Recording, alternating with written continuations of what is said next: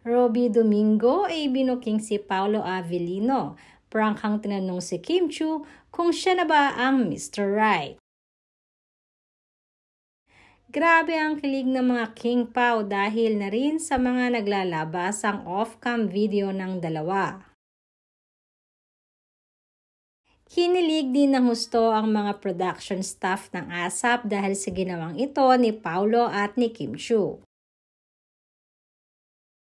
Huling-huli daw kasi ang harutan nilang dalawa off-cam.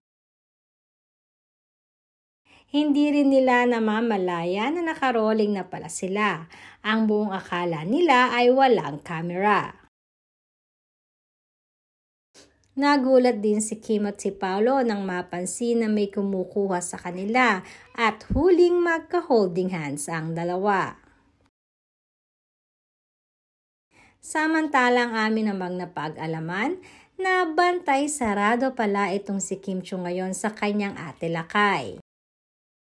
Naging mas protective na nga di umano ang ate nito simula nang maghiwalay si Kim at si Sian Lim.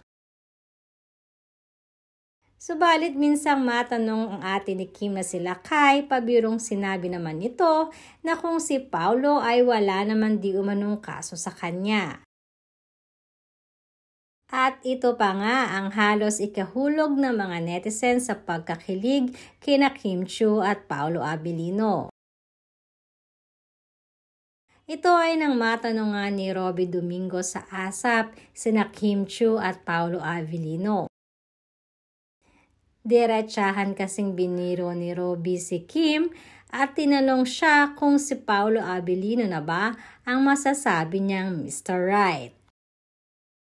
Kinilig naman itong si Paolo sa mga tanong ni Robby at itinaas pa niya ang kilay niya na para bang nagsasabing siya nga si Mr. Right.